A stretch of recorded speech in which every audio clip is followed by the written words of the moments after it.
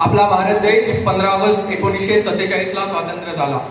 मग आपला भारत देश स्वातंत्र्य झाल्यानंतर आपल्या भारत देशाला विकसित देशाच्या सूचीमध्ये नेण्यासाठी, आपल्या भारत देशाला विकसित देशाच्या यादीमध्ये नेण्यासाठी आणि सर्वसामान्य व्यक्तीला त्याचे संपूर्ण अधिकार मिळण्यासाठी एक लक्ष्य साधलं गेलं, ते म्हणजे भारतीय संविधान होय. आणि याच भारतीय संविधानाचे अधिकार, याच भारतीय संविधानाचे हक्क आणि कर्तव्य हा विषय मांडण्यासाठी मी कोड क्रमांक 9 आपल्या समोर उपस्थित झालेलो आहे. आपल्याला भारतीय संविधानाने स्वातंत्र्याचा हक्क, समानतेचा हक्क, शोषणाविरोधी हक्क आणि आपल्याला भारतीय संविधानाने संविधानिक उपचार हक्क, धर्म स्वातंत्र्याचा हक्क आपल्याला भारतीय संविधानाने दिला आहे. समानतेचा हक्क आपल्याला भारतीय संविधानाने समानतेचा हक्क तर दिला आहे, पण खरंच या हक्काची अंमलबजावणी आज कुठे होते का? समानतेचा हक्क आपल्याला असं सांगतो की भारतीय नागरिक जो कोणी असेल, किंवा एखादा लहान घरचा असेल, एखादा गरीब असेल किंवा एखादा श्रीमंत माणूस असेल, त्याला भेदभाव करता येणार नाही. आपल्या या भारत देशामध्ये त्याला राहण्यासाठी समान वागणूक आहे. पण जर एखाद्या लहान माणसाने, एखाद्या गरीब माणसाचा जर अपघात झाला कुठं, तर त्याच्यावरती खटलेवर खटले चालले जातात. आणि जर एखाद्या श्रीमंत माणसाने अपघात केला तर त्याला 300 शब्दाचा निबंध लिहून घरी पाठवलं जातं. मग समानतेचा हक्क कुठे जातो, हा प्रश्न मला आज इथे मांडायचा आहे. आपल्याला बोलण्याचं स्वातंत्र्य आहे. आज मी तर येऊन तुमच्या समोर माझे विचार मांडू शकतो, आज मी तर येऊन मी तुम्हाला बोलू शकतो. पण खरंच आज आपल्याला स्वातंत्र्य आहे का? कारण जेव्हा एखादा आम आदमी, जेव्हा एखादा सर्वसामान्य माणूस जर एखाद्या नेत्यावर, एखाद्या सरकारवर जर प्रश्न विचारत असेल आणि एखाद्या कोणत्या मोठ्या माणसावर प्रश्न विचारत असेल, तर त्याचं आवाज दाबण्याचं काम आज केलं जातं. मग स्वातंत्र्याच्या हक्काचं उल्लंघन होत आहे, म्हणजेच आपल्या संविधानाचं उल्लंघन होत आहे. हा प्रश्न पण मला आज इथे उपस्थित करायचा आहे. आज आपल्याला शोषण विरोधी हक्क आहे. म्हणजे जर आपल्यावर काही अन्याय होत असेल तर आपण त्याला ठाम जाऊ शकतो, त्याच्या विरोधात जाऊ शकतो. आज आपल्याला बालकामगार विरोध म्हणून आहे. आज बालकामगार विरोध आहे. आज बालकामगार ठेवायचे नाहीत म्हणून कित्येक आंदोलन, मोर्चे काढले जातात. पण त्याच बालिकावरती, अरे 6 वर्षाच्या मुलीवरती आज अत्याचार होतात. मग हा शोषण विरोधी हक्क कुठे जातो, हा प्रश्न आज मला इथं मांडायचा आहे.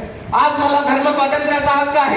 मी माझ्या धर्माचं रक्षण करू शकतो, मी माझ्या धर्माचं जतन करू शकतो, मी माझ्या धर्मासाठी श्रद्धा ठेवू शकतो. इतकंच नव्हे तर आज मी डॉक्टर बाबासाहेब आंबेडकरांमुळे एका धर्मामधून दुसऱ्या धर्मामध्ये सुद्धा जाऊ शकतो.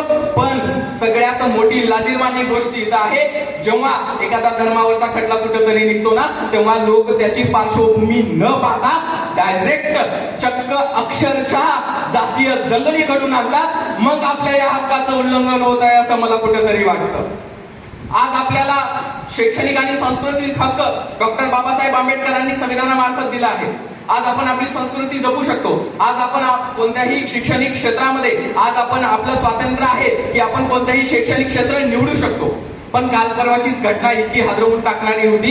एक मुलगी होती सांगली जिल्ह्यातली, तिला 10वीला 90% पडले. वडिलांची अशी अपेक्षा होती की आता मुलगी तर आपली हुशार आहे, तिला तर 90% पडले, मग आता मुलीनं डॉक्टर व्हावं. आणि वडिलांच्या इच्छेप्रमाणे मुलगीनं नीटचा पेपर पण दिला, पण नीटच्या पेपरमध्ये कमी मार्क पडले आणि तिच्या वडिलांना तिला इतकं मारलं की अक्षरशः ती मुलगी मेली. ही कित्येक लाजिरवाणी गोष्ट आपल्याला बघायला भेटते. ज्या भारतीय देशामध्ये कोणत्याही शैक्षणिक क्षेत्र निवडण्याचा अधिकार आहे, कोणतेही शैक्षणिक हक्क आज आपल्याला इथं गाजवता येतो. पण जर आपल्याच भारत देशामध्ये जर अशा कुठे घटना घडत असतील तर हे सगळ्यात मोठी लाजिरवाणी आणि सगळ्यात मोठी दुःखद घटना आहे. आज आपल्याला संविधानिक उपचाराचा हक्क आहे. हा हक्क आपल्याला असा सांगतो की जर आपल्या हक्काची जर कुठे अंमलबजावणी होत असेल, जर आपल्या हक्काची जर कुठे अवहेलना होत असेल, जर आपला हक्क हा आपल्याला भेटत नसेल, तर संविधानिक उपचारिक हक्कानुसार आपण मंत्रालयात, न्यायालयामध्ये जाऊन आपण त्याची जाब विचारू शकतो. आपण फक्त असं म्हणायचं का की डॉक्टर बाबासाहेब आंबेडकरांनी मला हा हक्क दिलाय, संविधान मला ह्या हक्कानुसार मला ह्या गोष्टी भेटल्या पाहिजे? नाही, तर आपले काही कर्तव्य आहेत ते पार पाडले पाहिजे. जसं की शासकीय मालमत्ता, आपण जेव्हा रस्त्यावर जात असतो तेव्हा रस्त्यावरच्या बल्बाला आपण दगड मारत असतो.